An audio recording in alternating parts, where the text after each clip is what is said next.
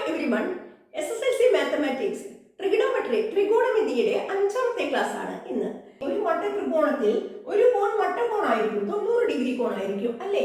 മറ്റു ന്യൂന കോണുകളിലെ സൈൻ വിലയും കൊസൈൻ വിലയും എന്താണെന്ന് മനസ്സിലാക്കലും അതോടനുബന്ധിച്ച് അതിന്റെ ചെറിയ പ്രോബ്ലംസുമാണ് നാം ഇന്ന് ചെയ്യുന്നത്. നിങ്ങൾ കൃത്യമായി ഈ പ്രോബ്ലംസിലൂടെ കടന്നുപോയാൽ വലിയ ആപ്ലിക്കേഷൻ പ്രോബ്ലംസ് വളരെ സിമ്പിളായി നിങ്ങൾക്ക് ചെയ്യാൻ സാധിക്കും. ഈ വർക്ക്ഷീറ്റിൽ നാം സൈനും കോസും വെച്ചുള്ള ആപ്ലിക്കേഷൻ പ്രോബ്ലംസ് ആണ് ഫോക്കസ് ചെയ്യുന്നത്. വർക്ക്ഷീറ്റുകളുടെ Malayalam English PDF copy free ആയി കിട്ടുന്നതിന് ജോയിൻ ചെയ്യേണ്ട വാട്സ്ആപ്പ് ഗ്രൂപ്പിന്റെ ലിങ്കും കഴിഞ്ഞ ക്ലാസ്സുകളുടെ ലിങ്കും ഞാൻ ഫസ്റ്റ് കമന്റായും ഡിസ്ക്രിപ്ഷൻ ബോക്സിലും കൊടുക്കുന്നുണ്ട് കേട്ടോ. നിങ്ങൾക്ക് താല്പര്യമെങ്കിൽ അതിൽ ജോയിൻ ചെയ്യുകയും കാണുകയും ചെയ്യുമല്ലോ. ഞാൻ ലളിത, ലേൺ വിത്ത് ലളിത ടീച്ചറിന്റെ ഇന്നത്തെ ക്ലാസ്സിലേക്ക് ഏവർക്കും സ്വാഗതം. ആദ്യത്തെ പ്രോബ്ലം നോക്കൂ. ഇവിടെ തന്നിരിക്കുന്നത് ഒരു ചെറിയ കോണിന്റെ സൈൻ അളവ് 1/2 ആകുന്ന വിധം മട്ടത്രികോണത്തിന്റെ ഏകദേശ ചിത്രം വരച്ച് അളവുകൾ എഴുതുക എന്നതാണ്. എതിരെയുള്ള വശം 12 സെന്റിമീറ്റർ ആയാൽ മറ്റ് വശങ്ങളുടെ നീളം എത്ര? എന്താണ് സൈൻ അളവ്? ഒരു ചെറിയ കോണിന്റെ സൈൻ അളവ് എന്നാണ് പറഞ്ഞത് അല്ലെ? സൈൻ അളവ്, സൈൻ ഏതോ ഒരു കോൺ അല്ലെ? അത് സൈൻ x ഡിഗ്രി ആണെന്ന് ഇരിക്കട്ടെ. അത് 1/2 എന്നാണ് അവിടെ തന്നിരിക്കുന്നത്. ശരിയല്ലേ? എങ്കിൽ എന്താണ് സൈൻ വില എന്ന് പറഞ്ഞാൽ? x ഡിഗ്രിയുടെ സൈൻ വില, ആ ചെറിയ കോണാണ് x ഡിഗ്രി എന്ന് പറയുന്നത്. ആ x ഡിഗ്രിയുടെ സൈൻ വില എന്ന് പറഞ്ഞാൽ എന്താണെന്ന് നമുക്കറിയാം. സൈൻ വില എന്ന് പറഞ്ഞാൽ x ഡിഗ്രിക്ക് എതിരെയുള്ള വശം, എതിർവശം, കർണത്തിന്റെ എത്ര ഭാഗം, അതായത് ബൈ കർണം. ഓക്കെ, ഇതാണ് അവർ തന്നിരിക്കുന്നത് എത്ര? 1/2 എന്നത്. അപ്പൊ അങ്ങനെ ഒരു ത്രികോണം വരയ്ക്കണമെങ്കിൽ റഫ് ഫിഗർ, ഏകദേശ ചിത്രമാണ് വരച്ചിക്കാൻ പറഞ്ഞത്. നമുക്ക് ഒരു മട്ട ത്രികോണം വരച്ച് അതിന് x ഡിഗ്രി ഏതെങ്കിലും ഒരു ന്യൂനകോൺ, ഒരു അക്യൂട്ട് ആംഗിളിനെ, നമുക്കൊരു ചെറിയ കോണിനെ, ഇത് 90 ഡിഗ്രിയാണ് അല്ലേ? 2 ചെറിയ കോണുകളാണുള്ളത് അല്ലേ? അതിൽ ഒരു കോൺ ഞാൻ x ഡിഗ്രി, ഇത് x ഡിഗ്രി എന്ന് എടുത്താൽ ക്ലിയർ. അങ്ങനെയാണെങ്കിൽ ഇവിടെ x ഡിഗ്രിക്ക് എതിരെയുള്ള വശം 1 യൂണിറ്റ് ആണെങ്കിൽ അതിന്റെ കർണം എത്രയായിട്ട് എടുക്കണം? 2 യൂണിറ്റ് ആയിട്ട് എടുക്കണം. തീർച്ചയല്ലേ? എതിർവശം 1 ആണെങ്കിൽ കർണം 2 ആണ്. തീർച്ചയായിട്ടും ഇങ്ങനെ എതിർവശം കർണത്തിന്റെ 1/2 ഭാഗമാകുന്നത് ഏത് കോണളവായിരിക്കും? x ഡിഗ്രി എന്ന് പറയുന്നത് എത്ര ഡിഗ്രി ആയിരിക്കും? നിങ്ങൾക്കറിയാം, 1 എതിർവശം 1 ആണെങ്കിൽ കർണം 2 വരണമെങ്കിൽ അത് x എന്ന് പറയുന്നത് എത്രയായിരിക്കണം? 30 ഡിഗ്രി ആയിരിക്കണം. അതല്ലേ നമുക്ക് പഠിച്ചിരിക്കുന്നത് അല്ലേ? കർണത്തിന്റെ പകുതിയാണ് എതിർവശം എന്ന് പറഞ്ഞാൽ തീർച്ചയായിട്ടും നമുക്ക് പറയാം x എന്ന് പറയുന്നത് എത്ര ഡിഗ്രിയാണ്?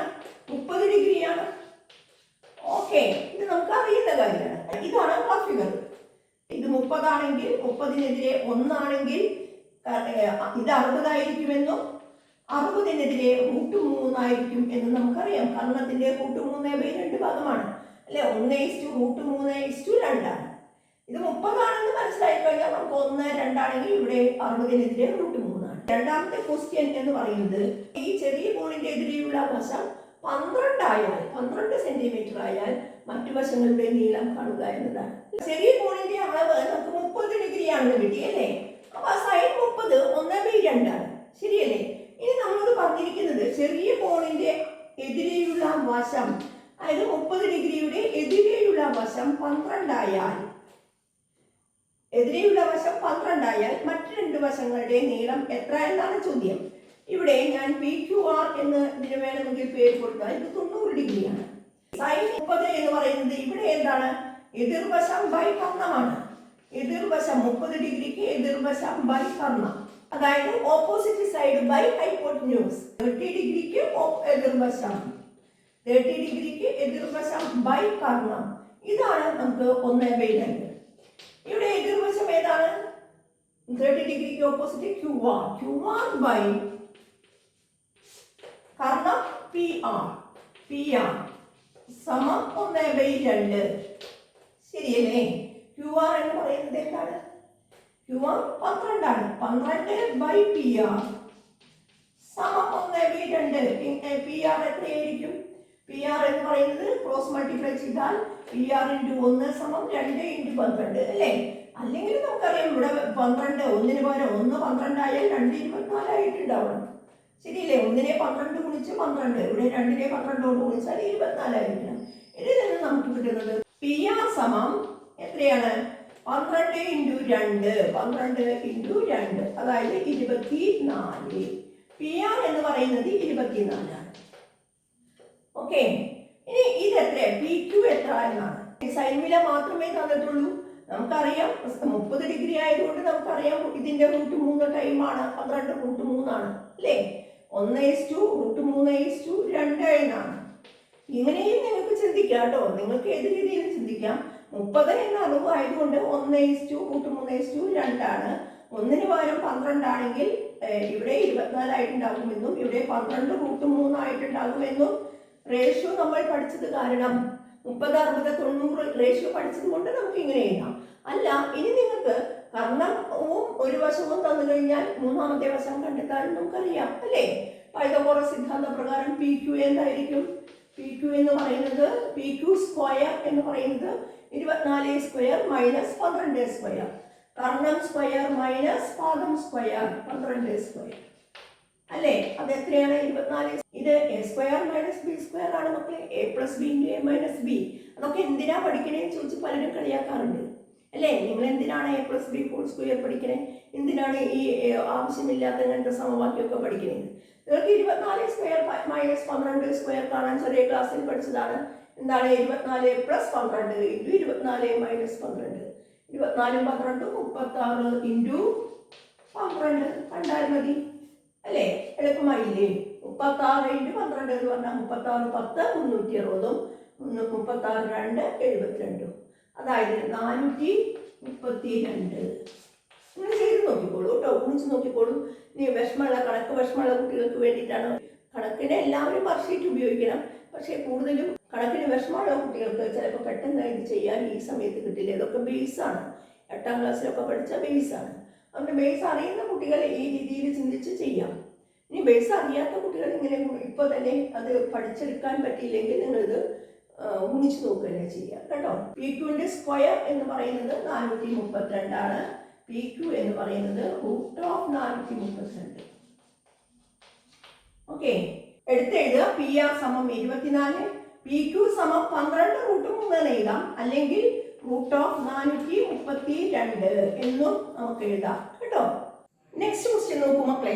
ഇവിടെ പറഞ്ഞിരിക്കുന്നത് ABC ഒരു സമഭുജ ത്രികോണമാണ്. ABC ഒരു ഈക്വിലേറ്ററൽ ട്രയാങ്കിൾ, സമഭുജ ത്രികോണം. BP എന്ന വര ACയിലേക്ക് ലംബമാണ്. ACക്ക് ലംബമാണ്. BP എന്ന വര, ഈ ലൈൻ ഉണ്ടല്ലോ, BP എന്ന ഈ ലൈൻ ACക്ക് ലംബമാണ്. അതാണ് അതിൻ്റെ അർത്ഥം. ഇവിടെ 90 ഡിഗ്രിയാണ് എന്നാണ് അല്ലേ? ഇനി ഒരു വശത്തിന്റെ നീളം 2 സെന്റിമീറ്റർ ആണ്. സമഭുജ ത്രികോണത്തിന്റെ ഒരു വശത്തിന്റെ നീളം 2 സെന്റിമീറ്റർ എന്ന് പറഞ്ഞാൽ ഈക്വിലേറ്ററൽ ട്രയാങ്കിളിന്റെ ഒരു സൈഡ് 2 എന്ന് പറഞ്ഞാൽ അതിൻ്റെ അർത്ഥം എല്ലാ വശവും 2 ആണ് അല്ലേ?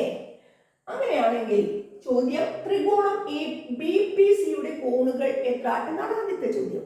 ഏതാണ് ത്രികോണം BPC? ത്രികോണം BPC കണ്ടില്ലേ? ഈ ത്രികോണത്തിലെ കോണുകൾ എത്ര എന്നാണ് ചോദ്യം. നോക്കൂ, ഇവിടെ 90 ആണ് എന്ന് നിങ്ങൾക്കറിയാം. പിന്നെ ABC എന്ന സമഭുജ ത്രികോണം ABC ഈക്വിലേറ്ററൽ ആണെങ്കിൽ കോൺ C എത്രയായിരിക്കും? 3 കോണുകളും തുല്യമായിരിക്കും അല്ലേ? അത് എത്ര വീതമായിരിക്കും? 60 ഡിഗ്രി വീതം, 60 ഡിഗ്രി.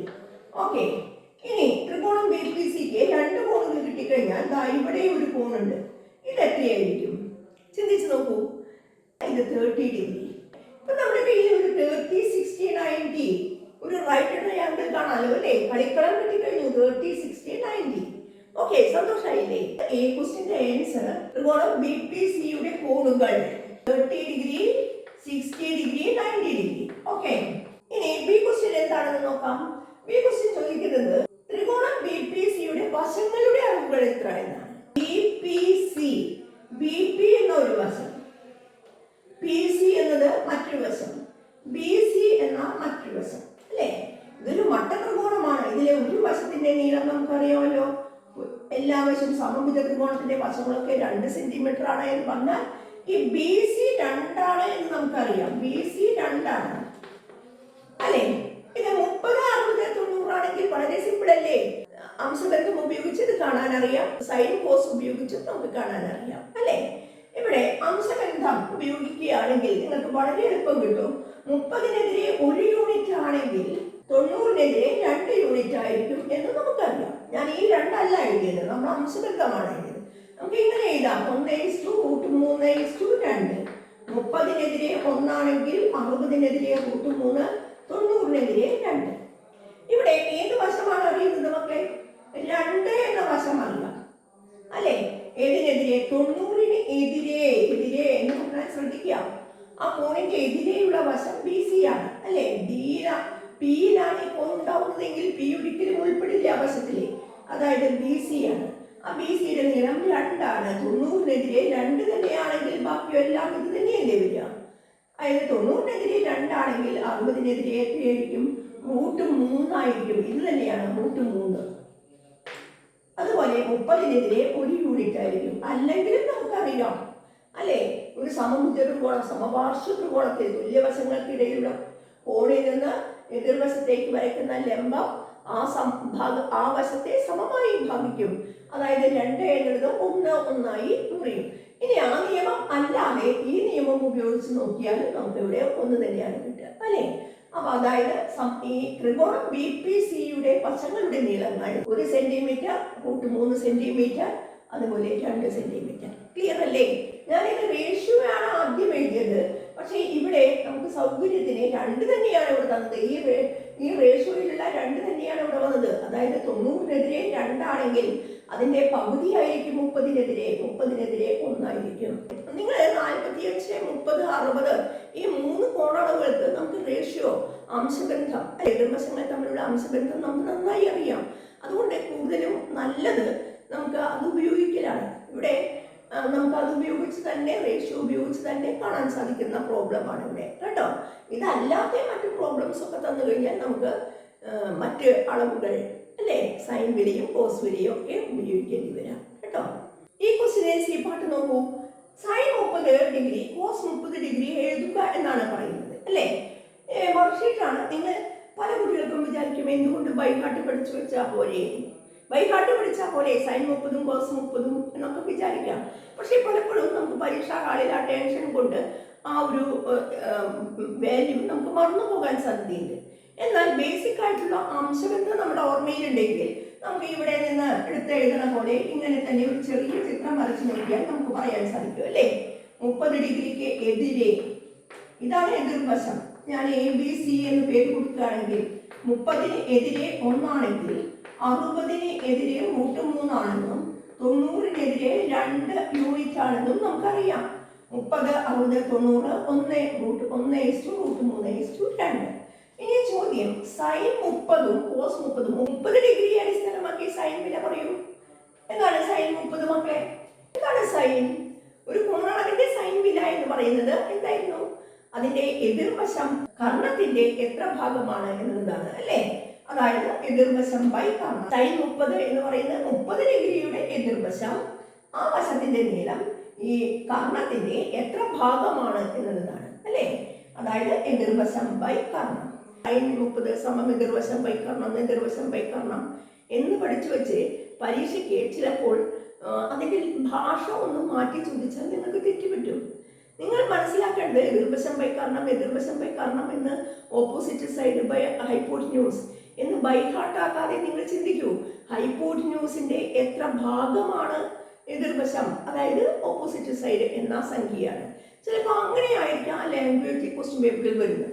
ഭാഗം മടങ്ങ് എന്നൊക്കെയുള്ള ആ ഒരു ആശയങ്ങളെ ഇതിലേക്ക് കണക്ട് ചെയ്ത് പഠിക്കുക. ഫോർമുല ബൈ ഹാർട്ട് പഠിച്ചു വെച്ചാൽ നമുക്ക് അങ്ങനെയുള്ള കുട്ടികൾക്കാണ് പലപ്പോഴും പരീക്ഷാ ഹാളിൽ അത് ചെയ്യാൻ സാധിക്കാതെ വരുന്നത്. അതുകൊണ്ട് ഇത് കഴിഞ്ഞ പരീക്ഷയ്ക്ക് ഒരു പാഠം പഠിച്ചു കഴിഞ്ഞാണ് നമ്മൾ അല്ലേ, ഭാഷ ഉപയോഗിച്ച്, ലാംഗ്വേജ് ഉപയോഗിച്ച് ആ പ്രോബ്ലത്തെ ഡിസ്ക്രൈബ് ചെയ്താൽ നമുക്ക് പറയാൻ സാധിക്കണം. ക്ലിയർ? നോക്കൂ, നമ്മൾ ഈ ത്രികോണത്തെ അടിസ്ഥാനമാക്കി ആണ് ചോദ്യങ്ങൾ വന്നത് അല്ലേ? അപ്പൊ നമുക്ക് ഇതിലെ അക്ഷരങ്ങൾ തന്നെ ഉപയോഗിക്കാം. 30 ഡിഗ്രി കോണിൽ ബി ആണ് വെർട്ടെക്സില്, ബി. 60 ഡിഗ്രിയിൽ സി ആണ് ഉപയോഗിച്ചത്. ഇനി ഞാൻ ഉപയോഗിച്ചിരുന്നത് പി ആണ് ലംബം. ഓക്കെ, ഇത് ഉപയോഗിച്ച് തന്നെ നിങ്ങളൊന്ന് പറഞ്ഞു നോക്കൂ. സൈൻ 30 എന്ന് പറയുന്നത് 30 ഡിഗ്രിക്ക് എതിരെയുള്ള വശം, അതായത് P C. P C by 90 ഡിഗ്രിക്ക് എതിരെയുള്ള വശം കർണം, അല്ലേ? ആ കർണത്തിന്റെ എത്ര ഭാഗം? അതായത് B C, P C by B C, അത് എത്രയാണ്? 1/2. അതായത് നമുക്ക് സൈൻ 30ന്റെ വില നമുക്ക് ബൈഹാർട്ട് അല്ലാതെ തന്നെ നമുക്കറിയാം. സൈൻ 30ന്റെ വില ഓർമ്മ വന്നില്ലെങ്കിലും നിങ്ങൾക്ക് മനസ്സിലാക്കാൻ ഈ ഒരു ചിത്രം മാത്രം നമ്മുടെ മനസ്സിൽ ഓർമ്മയുണ്ടായാൽ മതി. 1/√3/2, 1 എവിടെ, √3 എവിടെ എഴുതണം, 2 ഇവിടെ എഴുതണം. ക്ലിയർ? ഇനി കോസ് 30 എത്രയായിരിക്കും? ഒരു സംഖ്യയുടെ കോസ് വില എന്ന് പറയുന്നത് ഏത് സംഖ്യയായിരിക്കും? ആ കോണിന്റെ സമീപത്തുള്ള വശത്തെ അഡ്ജസന്റ് സൈഡ് ഹൈപ്പോട്ടിന്യൂസിന്റെ എത്ര ഭാഗമാണ്? അതായത് ഈ കോണിന്റെ അടുത്തുള്ള വശം 2 ഇതിന് ഓൾറെഡി ഒരു പേരുള്ളതാണ്, കർണം എന്ന്, അല്ലേ? 90-നെതിരെ കർണം എന്ന് പേരുള്ളതാണ്. ഇതൊന്നും ഒരിക്കലും മാറ്റം വരില്ല. ഹൈപ്പോട്ടിന്യൂസ്, കർണം എന്ന് പേരുണ്ട്. പിന്നെ ഇത് രണ്ടുമാണ് മാറുന്നുള്ളൂ, അല്ലെ? ഈ 30 ഡിഗ്രിക്ക് അടുത്തുള്ള വശം, സമീപത്തുള്ള വശം ഇതാണ്. അതായത് ബി പി ബൈ കർണത്തിന്റെ എത്ര ഭാഗം? B C. അത് എത്രയായിരിക്കും? ബി പി എന്ന് പറയുന്നത് എത്രയാണ്? ബി പി ഇവിടെ √3 ബൈ കർണം 2. ഓക്കെ, √3/2 എന്നതാണ്. കോസ് 30 സമം √3/2. ഇതുപോലെ നമുക്ക് 60ന്റെ കാണാൻ ചോദിച്ചിട്ടുണ്ട്. Next question 60 ഡിഗ്രിയുടെയാണ്. നിങ്ങൾക്ക് ചെയ്യാൻ കിട്ടുമല്ലോ, അല്ലേ? 60 ഡിഗ്രിയുടെ സൈൻ വാല്യൂ എന്ന് പറയുന്നത് 60 ഡിഗ്രിക്ക് എതിർവശം √3 കർണം 2. അപ്പൊ സൈൻ 60 എത്ര വരും? √3/2 എന്നാണ് വരിക. നിങ്ങൾ ചെയ്ത് നോക്കൂ കേട്ടോ. അതുപോലെ 60 ഡിഗ്രിയുടെ കൊസൈൻ വില എന്ന് പറയുന്നത് എന്തായിരിക്കും? 60 ഡിഗ്രിക്ക് അടുത്തുള്ള വശം പി സി, അതായത് 1 കർണം 2. അപ്പൊ കോസ് 60 എന്നുള്ളത് 1/2 ആയിരിക്കും. ക്ലിയർ? അപ്പൊ ഇത് എങ്ങനെ കിട്ടിയെന്നുള്ളതാണ്. എല്ലാം ബൈഹാർട്ട് പഠിച്ചു വെച്ചിട്ടുണ്ടാവും. നിങ്ങൾ എല്ലാവരും ബൈഹാർട്ടാക്കിയിട്ടുണ്ടാവും. ഞാൻ പറയുന്നത് നിങ്ങൾ ബൈഹാർട്ട് എന്നുള്ള രീതി കൊല്ലമെങ്കിലും നിങ്ങൾ ഉപേക്ഷിക്കൂ. നിങ്ങൾ ആശയം മനസ്സിലാക്കിയിട്ട് പഠിക്കൂ. ഈ മട്ടത്രികോണം ഓർത്താൽ മതിയല്ലോ. 30, 60, 90, 45, 90 അറിയുന്നതിനെ, അല്ലേ? അപ്പൊ ആ ബൈഹാർട്ട് നമുക്ക് ഓർക്കാൻ പറ്റുന്നവരെ ക്ലിയർ ആയിട്ട് ഓർത്തോളൂ. പക്ഷേ അത് കുറേ പേർക്കും ആ വിലകൾ തെറ്റിപ്പോവാറുണ്ട്. ചില ക്വസ്റ്റ്യൻ പേപ്പറിലെ 45, 30, 60 ആണെങ്കിൽ അതിന്റെ സൈൻ വിലയും കൊസൈൻ വിലയും ഒന്നും തരണമെന്നില്ല. അത് നിങ്ങൾക്ക് ഓൾറെഡി ആ റേഷ്യോ അറിയുന്നത് കൊണ്ട് അതിന്റെ ഒരു പരീക്ഷണമായിട്ട് കൂടി ആ ക്വസ്റ്റ്യൻ കാണും. അതുകൊണ്ട് തന്നാൽ നിങ്ങൾക്ക് അത് ഉപയോഗിക്കാം, അല്ലെങ്കിൽ നിങ്ങൾക്ക് റേഷ്യോ ഉപയോഗിച്ച് തന്നെ അത് കണ്ടെത്താൻ സാധിക്കുന്നതാണ്. ക്ലിയർ? ഈ ക്വസ്റ്റ്യനെ നോക്കൂ മക്കളെ. ഇവിടെ ത്രികോണം A B C, triangle A B സിയിലെ എങ്കിൽ ബി 90, സൈന് 3/5, 3/5. നമുക്ക് ആദ്യത്തെ ക്വസ്റ്റ്യൻ കോസ് എ എത്ര എന്നാണ്. നമ്മൾ ആദ്യം ചെയ്യേണ്ടത് ഇതിനൊരു ഏകദേശ ചിത്രം വരയ്ക്കുക. റഫ് ഫിഗർ വരച്ച് നോക്കുക. ഒരു മട്ടത്രികോണമാണ് വരയ്ക്കേണ്ടത്, അല്ലേ? ഇവിടെ മട്ടത്രികോണത്തിൽ കോൺ ബി ആണ് 90. അതുകൊണ്ട് ഇവിടെ ബി അടയാളപ്പെടുത്തുക. മറ്റ് 2 ശീർഷങ്ങളിൽ എയും സിയും അടയാളപ്പെടുത്തിയാൽ മട്ടത്രികോണം എ ബി സി കിട്ടി. ഇതിൽ കോൺ ബി 90 ഡിഗ്രി, സൈൻ എ 3/5 എന്നാണ്. സൈൻ എയെ അടിസ്ഥാനമാക്കിയിട്ടാണ് പറയുന്നത്. അപ്പൊ സൈൻ എയെ അടിസ്ഥാനമാക്കി നിങ്ങൾ പറയുകയാണെങ്കിൽ എയുടെ എതിർവശം ഏതാണെന്ന് കണ്ടുപിടിക്കുക. ഇതാണ് എതിർവശം, ശരിയല്ലേ? എയുടെ എതിർവശം എന്ന് പറഞ്ഞാൽ അത് വന്ന് മുട്ടുന്നത്, അല്ലേ? എ ഉൾപ്പെടാൻ പാടില്ല, ബാക്കിയുള്ള ബി സി, ശരിയല്ലേ? അപ്പൊ ഇത് എതിർവശമാണ്. ഇനി എയുടെ സമീപവശമാണ് ഇത്, ശരിയല്ലേ? ഇത് സമീപവശമാണ്. അഡ്ജസന്റ് സൈഡ് കർണമാണ് ഇത് എന്നാണ് നിങ്ങൾ മനസ്സിലാക്കേണ്ടത്. ഇനി തന്നിരിക്കുന്നത് എന്താണ്? സൈൻ എ സമം 3/5 എന്നാണ്. ഏതാണ് സൈൻ എ എന്ന് പറഞ്ഞാൽ? എന്താണ് സൈൻ? എയുടെ സൈൻ വില എന്ന് പറയുന്നത് എയുടെ എതിർവശം, അതായത് ഓപ്പോസിറ്റ് സൈഡ്, എതിർവശം, അത് കർണത്തിന്റെ എത്ര ഭാഗം? ഹൈപ്പോട്ടിന്യൂസിന്റെ എതിർവശം ബൈ കർണം. ഇതാണ് 3/5. ക്ലിയർ? അതിന്റെ അർത്ഥം നമുക്ക് വേണമെങ്കിൽ എതിർവശം 3ഓ 3ന്റെ ഗുണിതങ്ങളോ ആയിരിക്കാം, ശരിയല്ലേ? അപ്പൊ എതിർവശം ഞാൻ 3 എടുത്താൽ, എതിർവശം 3 എടുത്തു കഴിഞ്ഞാൽ കർണം നമുക്ക് എന്തായിട്ട് എടുക്കാം? 5 എടുക്കാം. നമുക്ക് 3 ആവണമെന്നില്ല. 3ന്റെ ഗുണിതങ്ങൾ 3, 6, 9, 12 അങ്ങനെ പോകും. ഇവിടെ 3 6 ആയി കഴിഞ്ഞാൽ 3നെ 2 കൊണ്ട് ഗുണിച്ചാൽ ഇവിടെ 5നെ 2 കൊണ്ട് ഗുണിക്കണം എന്നർത്ഥം. ക്ലിയർ? 3/5. ഇനി നമുക്ക് ചോദ്യം കോസ് എ എത്രയാണ്? കോസ് എ കാണണമെങ്കിൽ കോസ് എ എന്താണ്? കോസ് എ സമീപവശം എത്രയാണ് എന്നറിയില്ല അല്ലേ? സമീപവശം കാണാൻ നമുക്ക് മാർഗമുണ്ടല്ലോ. ഇതൊരു മട്ടത്രികോണമാണ്, പൈതഗോറസ് സിദ്ധാന്തം ഉപയോഗിക്കാം അല്ലേ? കർണം സ്ക്വയർ, കർണം 5 പാദം 3 ആണെങ്കിൽ നമുക്ക് ഉറപ്പായിട്ടും അറിയാം ഇത് 4 ആണെന്ന്. 3, 4, 5 ആണ് മട്ടത്രികോണത്തിന്റെ വശങ്ങൾ. അല്ലെങ്കിൽ നമുക്ക് പറയാം കർണം സ്ക്വയർ മൈനസ് പാദം സ്ക്വയർ സമം ലംബം square. Base square plus altitude square equal to hypotenuse square. ആ ഐഡിയ ഉപയോഗിച്ച് കഴിഞ്ഞാൽ നമുക്ക് പറയാൻ സാധിക്കും എ ബിയുടെ സ്ക്വയർ എന്ന് പറയുന്നത് കർണം സ്ക്വയർ എ സി സ്ക്വയറിൽ നിന്ന് ഏത് മൈനസ് ചെയ്യണം? ബി സിയുടെ സ്ക്വയർ മൈനസ് ചെയ്യണം. അതായത് 5 സ്ക്വയർ മൈനസ് 3 സ്ക്വയർ. 25 9 പോയാൽ 16 ആണ്. എങ്കിൽ എ ബി എത്രയായിരിക്കും? 4ന്റെ സ്ക്വയർ അല്ലേ 16. അതായത് എ ബി 4 ആണ്. ഇങ്ങനെയും ചിന്തിക്കാം. ഇവിടെ നമുക്ക് ആവശ്യമില്ല, മട്ടത്രികോണത്തിന്റെ വശങ്ങൾ 3, 4, 5 ആണ് എന്ന് നമുക്ക് അറിയേണ്ടതാണ് അല്ലേ? അപ്പൊ ഇവിടെ സമീപവശം 4 ആണ്, കർണം 5 ആണ്. കോസ് എ സമം 4/5. ക്ലിയർ അല്ലേ? അപ്പൊ ഇങ്ങനെ സൈൻ വിലയോ കോസ് വിലയോ തന്നു കഴിഞ്ഞ് മറ്റു ഇത് കാണാൻ നമ്മളോട് ചോദിക്കാം കേട്ടോ. ഇനി സൈൻ സി കോസ് സി എത്ര എന്നാണ് നിങ്ങൾക്ക് ചെയ്യാമല്ലോ അല്ലേ? സൈൻ സി, സിയുടെ എതിർവശം. അപ്പൊ ഈ സമീപവശം എതിർവശം ഈ ത്രികോണം ഒന്ന് മാറ്റി വരയ്ക്കണം. സി അടിസ്ഥാനമാക്കി എതിർവശം സമീപവശം ഒക്കെ പറയേണ്ടി വരും. ക്ലിയർ? ഇവിടെ സിയുടെ എതിർവശം എന്ന് പറഞ്ഞാൽ 4 ആണ്, കർണം 5. അപ്പോ നമുക്ക് സൈൻ സി സമം 4/5 ചെയ്തു നോക്കൂ. നിങ്ങൾ തന്നെ ചെയ്തു നോക്കൂ കേട്ടോ. കോസ് സി എന്ന് പറഞ്ഞാൽ കോസ് സി, സിയുടെ സമീപം എന്ന് പറഞ്ഞാൽ ഇതാണ്. വേറെ മട്ടത്രികോണം വരച്ച് നോക്കിക്കോളൂ. കോസ് സി, സിയുടെ സമീപവശം ഇതാണ്.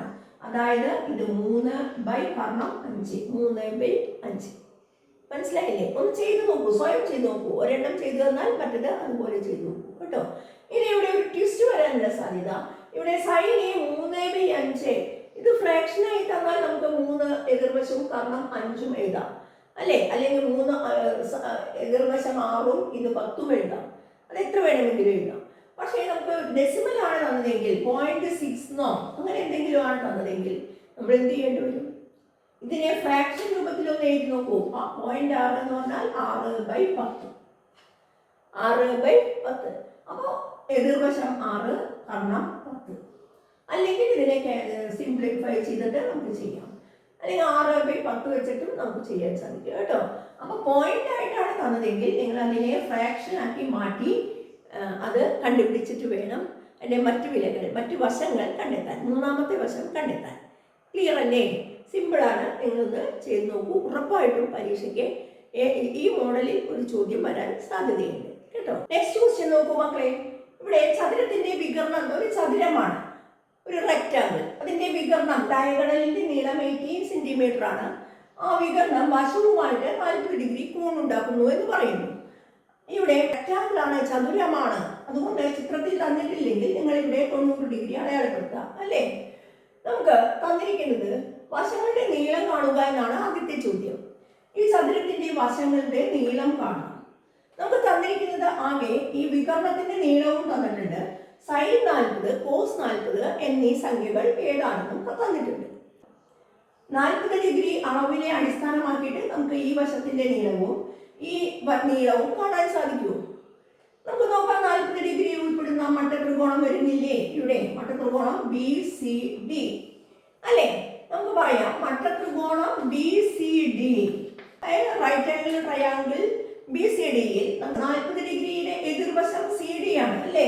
എതിർവശത്തെ കർണം കൊണ്ട് ഹരിക്കുക. എതിർവശം കർണത്തിന്റെ എത്ര ഭാഗമാണ് എന്ന് സൂചിപ്പിക്കുന്നതാണ് സൈൻ വില. അതായത് എതിർവശം ഇത് 40 ഡിഗ്രിയുടെ എതിരെയുള്ള വശമാണ്. എതിർ അറിയില്ലെങ്കിൽ അവിടെ ഒന്ന് എഴുതി വെക്കുക. ഇത് 40 ഡിഗ്രിയുടെ സമീപത്തുള്ള വശമാണ്. സമീപം ഉണ്ടോ? ഓപ്പോസിറ്റ് അല്ലെങ്കിൽ ഓപ്പോസിറ്റ്, ഇവിടെ അഡ്ജസന്റ്. അപ്പൊ 40 ഡിഗ്രിയുടെ എതിർവശം എന്ന് പറയുന്നത് CD ആണ്. CDയെ നമുക്ക് ഇതിന്റെ കർണത്തിന്റെ എത്ര ഭാഗം എന്നാണ്, അതായത് BD കൊണ്ട് ഹരിച്ചാൽ കിട്ടുന്നത് നമുക്കറിയാം. CD എതിർവശമാണെന്നും എതിർവശം by Karnam, എതിർവശം by Karnam, എതിർവശം by കർണമാണിത്. ഇതേതാണ്? Sign 40 ആണ്. സൈൻ ആണ് എതിർവശം എത്ര ഭാഗമാണ് എന്ന് സൂചിപ്പിക്കുന്നത്. ക്ലിയർ. സി ഡിയുടെ നീളം അറിയില്ല, നമ്മൾ സി ഡി അറിയില്ല, C D by B D അറിയാമല്ലോ 18. സൈൻ 40ന്റെ വിലയും അവർ തന്നിട്ടുണ്ട്. സൈൻ 40 എത്രയാണ്?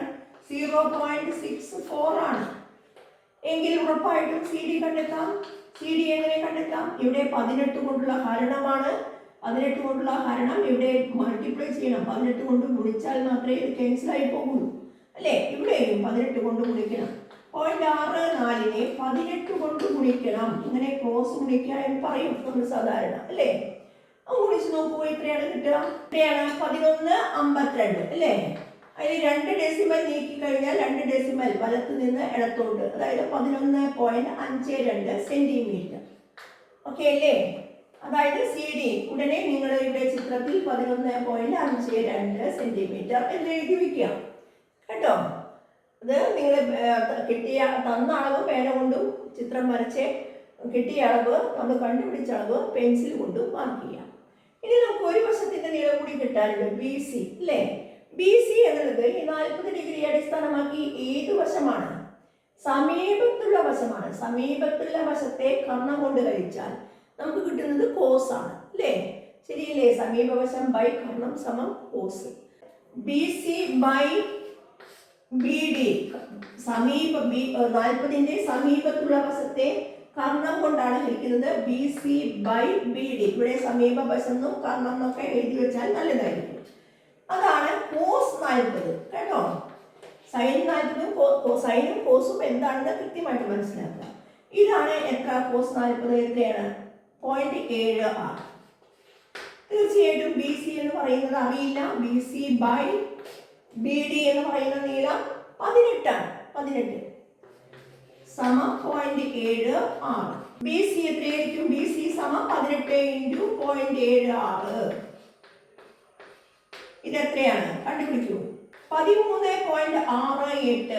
13.68 സെന്റിമീറ്റർ. നമുക്ക് ഈ വശവും കിട്ടി 13.68 സെന്റിമീറ്റർ. ഓക്കെ അല്ലേ? ചതുരത്തിന്റെ നീളം കിട്ടി, വീതി കിട്ടി. അടുത്തത് ചോദ്യം പരപ്പളവ് എത്ര എന്നാണ്. ക്ലിയർ അല്ലേ? ചതുരത്തിന്റെ പരപ്പളവ് കാണാനുള്ള സൂത്രം എന്താണ്? നീളം ഇൻറ്റു വീതിയാണ്. Area of the rectangle equal to length into breadth, അല്ലേ? ലെങ്ത് നമുക്ക് കിട്ടിയിട്ടുണ്ട്, ബ്രെഡ്ത്തും കിട്ടിയിട്ടുണ്ട്. 13.68 ഇൻറ്റു 11.52 കണ്ടെത്തി നോക്കുക കേട്ടോ. നിങ്ങൾക്ക് 1368നെ 1152 കൊണ്ട് ഗുണിക്കുക. എന്നിട്ട് എത്ര ഡെസിമൽ സ്ഥാനം? റൈറ്റിൽ നിന്ന് ഇവിടെ 2 എണ്ണം, ഇവിടെയും 2 എണ്ണം, 4 ഡെസിമൽ സ്ഥാനം നീക്കി നോക്കുക. നിങ്ങൾ കൃത്യമായിട്ട് അതൊന്ന് സ്വയം ചെയ്ത് നോക്കൂ. നിങ്ങൾ ആൻസർ എത്രയാണെന്ന് കമന്റ് ചെയ്യും. എന്ന് നമ്മൾ പഠിച്ചത് സൈൻ പുതിയ 2 അളവുകളാണ്, സൈൻ വിലയും കോസ് വിലയും, അല്ലേ? ഒരു കോണിന്റെ സൈൻ വില എന്താണെന്നും ഒരു കോണിന്റെ കോസ് വില എന്താണെന്നും നമ്മൾ പറഞ്ഞു കഴിഞ്ഞു, അല്ലേ? നിങ്ങൾ കൃത്യമായി ഇത് മനസ്സിലാക്കുക. വളരെ സിമ്പിളാണ്, മനസ്സിലാക്കി കഴിഞ്ഞാൽ വളരെ സിമ്പിളാണ്. പക്ഷേ ഇവിടെ ശ്രദ്ധിക്കേണ്ട പോയിന്റ്, വെറുതെ ഒരു മട്ടത്രികോണത്തിന്റെ എതിർവശം ബൈ കർണമെന്നും സമീപവശം ബൈ കർണമെന്നും മാത്രം ബൈകാട്ട് പഠിക്കാതെ എന്താണ് അതിൻ്റെ അർത്ഥം എന്ന് മനസ്സിലാക്കിയിട്ട്, ഞാൻ പറഞ്ഞതുപോലെ എതിർവശം കർണത്തിന്റെ എത്ര ഭാഗമാണ് എന്ന് സൂചിപ്പിക്കുന്ന സംഖ്യയാണ്. അതേപോലെ പെർപെൻഡിക്കുലർ ഡിസ്റ്റൻസ്, വെർട്ടെക്സിൽ നിന്ന് പോയിന്റ് വരെയുള്ള ഡിസ്റ്റൻസ് എന്നൊക്കെയുള്ള വാക്കുകളുണ്ടല്ലോ, അത് നിങ്ങളെ കൺഫ്യൂസ്ഡ് ആക്കാനുള്ള സാധ്യതയുണ്ട്. നിങ്ങൾക്ക് പരീക്ഷാ ഹാളിൽ നിങ്ങൾക്ക് കൺഫ്യൂഷൻ വരാനുള്ള സാധ്യതയുണ്ട്.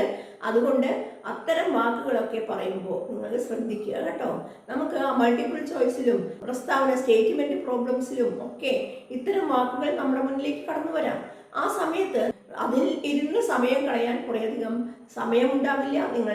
നിങ്ങൾക്കത് ബുദ്ധിമുട്ടാകും. മറ്റ് സാധാരണ പ്രോബ്ലംസിൽ ഒരു പക്ഷേ അത് വന്നില്ലെങ്കിലും MCQയിൽ നിങ്ങൾക്ക് ഇത്തരം വാക്കുകൾ ഉപയോഗിച്ചുകൊണ്ട് നിങ്ങളെ കൺഫ്യൂഷൻ ആക്കാനുള്ള ഒരു സാധ്യതയുണ്ട്. അതുകൊണ്ട് ടെക്സ്റ്റ് ബുക്ക് നമ്മൾ ശ്രദ്ധിക്കുക.